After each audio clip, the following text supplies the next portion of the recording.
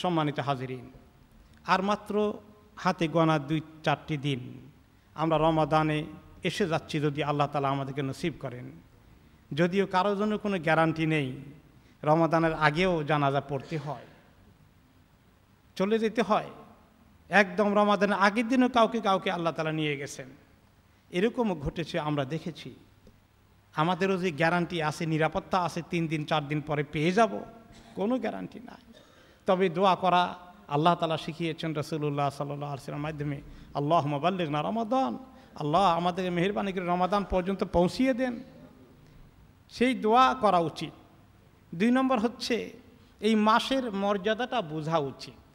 মাসটা আসছে, আমি ওয়েলকাম করি আর না করি চলে আসবে, কিন্তু আমি কিভাবে এই মাসটাকে রিসিভ করব, ওয়েলকাম করব, আমি কি প্রস্তুতি নিব, কতটুকু আগ্রহ আমার ভিতরে আছে, এইটার উপরে অনেক কিছু নির্ভর করে। অনেকের জীবনে রমাদান আসবে, তার কোনো খবরই নাই, বরঞ্চ সে বিরক্ত, আবার আসছে, সর্বনাশ, সারাদিন না খেয়ে থাকতে হবে, কেমনি যে থাকবো এত লম্বা দিন, তার তো কষ্ট শুরু হয়ে গেছে। আর যে ব্যক্তি আল্লাহ এবং তার রাসূলকে মহব্বত করে, যে ব্যক্তি আল্লাহর সন্তুষ্টির জন্য অধীর আগ্রহে অপেক্ষা করছে, তার জন্য মহা সুযোগ আসছে, সে আনন্দিত হবে, সে আগ্রহী হয়ে থাকবে। এখন এই যে বেশ কম আমার ভিতরে কতটুকু আগ্রহ পয়দা হয়েছে রমাদানকে ওয়েলকাম করার জন্য, কি সুযোগ আমার কিসমতে এসেছে। কারণ এই গত রমাদানে অনেকেই ছিলেন আমাদের সঙ্গে নাই, আজকেও আমরা 4টি জানাজা অপেক্ষা করছি নামাজ পড়ার জন্য, মাত্র কয়েকদিনের জন্য তারা জানাজা রমাদান মিস করে ফেললেন। আমি যে এখনও আসি, যদি আল্লাহ তাআলা কিসমত রাখেন, আমি কত বড় সৌভাগ্যের অধিকারী হয়ে যাব। কারণ এই রমাদান আমার গুনাহ মাফের কারণ হয়ে যাবে, রোজার কারণে গুনাহ মাফ হয়ে যাবে, কিয়ামুল লাইলের কারণে গুনাহ মাফ হয়ে যাবে, কোরআন আমার জন্য শাফাআত করবে, এই রোজা আমার জন্য শাফাআত করবে, আমি সাদাকা খায়রাত করতে পেরে, আমি তারাবি তাহাজ্জুদ পড়তে পেরে, আমি কোরআন তেলাওয়াত খতম করতে পেরে আল্লাহ তাআলার কাছে গুনাহ মাফ পাওয়ার জন্য কত সুযোগ পেয়ে যাব। এত সুযোগ তো অন্য কোনো মাসে আসে না। এই যে আগ্রহ নিয়ে অপেক্ষা করা, ওয়েলকাম করা, এইটা যদি আমাদের ভিতরে না থাকে, আমরা যদি দুশ্চিন্তাগ্রস্ত হয়ে যাই, এত বড় দিন কেমনে থাকবো, তাহলে আমরা ক্ষতিগ্রস্ত হয়ে যাব। তাহলে আগ্রহ সহকারে রমাদানের আজমতকে অনুভব করে ওয়েলকাম করা, মনের ভিতরে এত আগ্রহ পয়দা করে নিয়ে, আগ্রহ আসতে চায় না, জোর করে আগ্রহকে তৈরি করতে হবে, মনের সঙ্গে বোঝাপড়া করতে হবে, মুজাহাদা করতে হবে, মনকে তৈরি করতে হবে। সব কাজের জন্য মন তৈরি হতে চায় না, মনকে তৈরি করতে হয়, আল্লাহ তাআলার কাছে তৌফিক চাইতে হয়।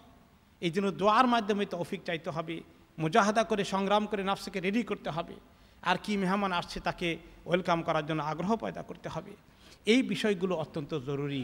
প্রথম প্রস্তুতি হচ্ছে মানসিক প্রস্তুতি, যে আমি আল্লাহ তাআলার মেহমানকে ওয়েলকাম করব, আমি মোটেই বিরক্ত নই, আমার আল্লাহর খুশি। আল্লাহ জানেন যে সামারের দিন লম্বা হবে, একটু কষ্ট হবে, আমার আল্লাহ তাআলা যদি জেনে শুনে আমাকে একটু সামারের রোজা রাখতে বলেন, তাহলে আমার আল্লাহ আমার জন্য ভালো দেওয়ার জন্য চিন্তা করেছেন, আমাকে কষ্ট দিতে চিন্তা করেছেন। নিশ্চয়ই এই কষ্ট একটু বেশি হয়ে গেলে আমার আল্লাহর কাছে পুরস্কার শীতকালের রোজার থেকে গরমকালের রোজার মধ্যে পুরস্কার বেশি হবে না কম হবে না সমান হবে? অবশ্যই বেশি হবে। তো কাজেই আমার পুরস্কার অনেক বড় হবে একটু কষ্ট বেশি করলে।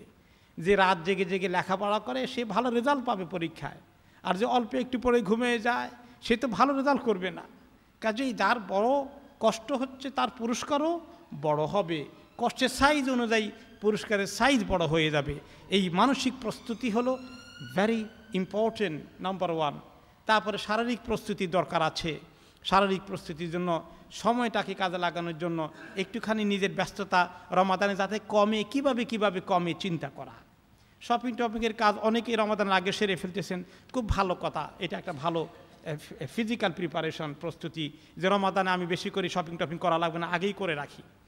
কিন্তু আবার একটু সাবধান, বেশি শপিং করলে খাওয়া বেশি লাগে, আবার খাওয়ার পরিকল্পনা কমাই ফেলতে হবে। রমাদানে ইফতারিতে কয় আইটেম খাবো, কি আইটেম খাবো, একটু কমানো যায় কিভাবে, এটা একটা বড় প্রস্তুতি লাগবে। আমরা জানি আমাদের অভ্যাস হয়ে আসে অনেক রকমের মজাদার আইটেম ইফতারি তৈরি করতে গিয়ে সারাদিন আমাদের মা বোনদের কিচেনে যে এত পাকশাক করা লাগে, তারপরে সেহরির মধ্যে আবার কোন আইটেম খাবো, এগুলোর জন্য এত কিছু জোগাড় করা লাগে। তো রমাদানের শপিং দেখলে মাঝে মধ্যে মনে হয় রমাদান যেন খাবারের সুসংবাদ নিয়ে আসছে। কথা তো ছিল রমাদানে কম খাবারের খবর থাকবে, বেশি খাবারের খবর হয়ে গেলে মুশকিল, উল্টা হয়ে গেল আমাদের জীবনে। এই জন্য আল্লাহর ওয়াস্তে এবারে একটু বসেন, বাসার মধ্যে হিসাব নিকাশ করেন, বিবি সাহেবের সঙ্গে বসেন, আমরা খাবার কিভাবে কমাইতে পারি এই রমাদানে। গত রমাদানে থাকে আইটেম অর্ধেক করে ফেলি, আর বেশি আইটেম খাইতে গিয়ে ক্ষতি।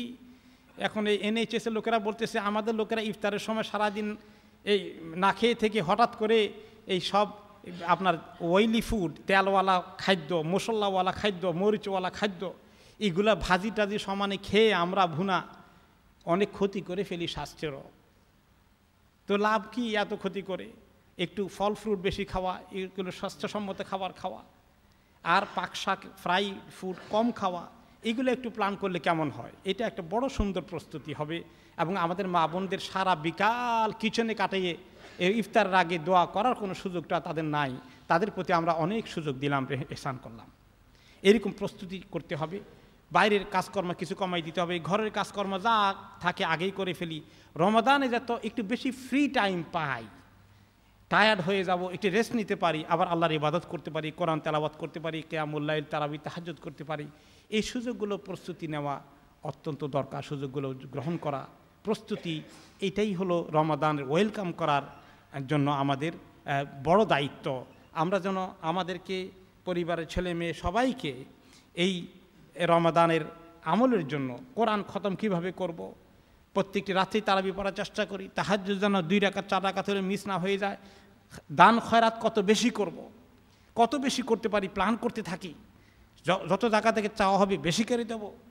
এই যে রমাদানের আমলের জন্য এ চতুর্মুখী আমল, কত আমল রমাদানে আল্লাহ তাআলা আমাদেরকে দিয়েছেন। সারা দিনের রোজা, রাতের বেলার কিয়ামুল লাইল, তারাবি তাহাজ্জুদের নামাজ, দিনের বেলায় রাতের বেলায় যখনই সুযোগ হয় কোরআন তেলাওয়াত, দোয়া, ইস্তিগফার, তওবা আল্লাহ তাআলার কাছে, তারপরে সাদাকা খায়রাত বেশি করে করা।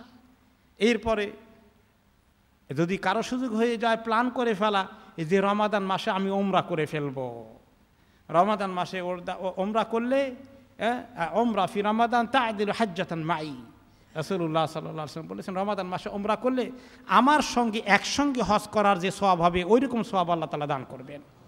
তো কাজে এই সমস্ত প্ল্যানগুলো করতে থাকি, আর এই প্ল্যান নিয়েই আমরা রমাদানকে ওয়েলকাম করি এবং আল্লাহর কাছে তৌফিক চাই যে খালি রমাদান মাস যদি আসে তুমি কিসমতে রাখার চলে যায় আর আমি বেশি ফায়দা না পাই, তাহলে আমি ক্ষতিগ্রস্ত হয়ে যাব। হাদিসে এসেছে যে ব্যক্তি রমাদান মাস পাইল তার গুনাহ মাফ করিয়ে নিতে পারল না, সেই ব্যক্তি ধ্বংস হয়ে যাক। জিবরাইল আলাইহিস সালাম দোয়া করলেন আর রাসূলুল্লাহ সাল্লাল্লাহু আলাইহি ওয়াসাল্লাম আমিন বললেন। এই রমাদান আসছে, যদি আল্লাহ কিসমতে রাখে গুনাহ কি আমার মাফ হবে না গুনাহ থেকেই যাবে আর রমাদানে পার হয়ে যাবে, এটা বিশাল এক পার্থক্য মানুষের মধ্যে থাকবে।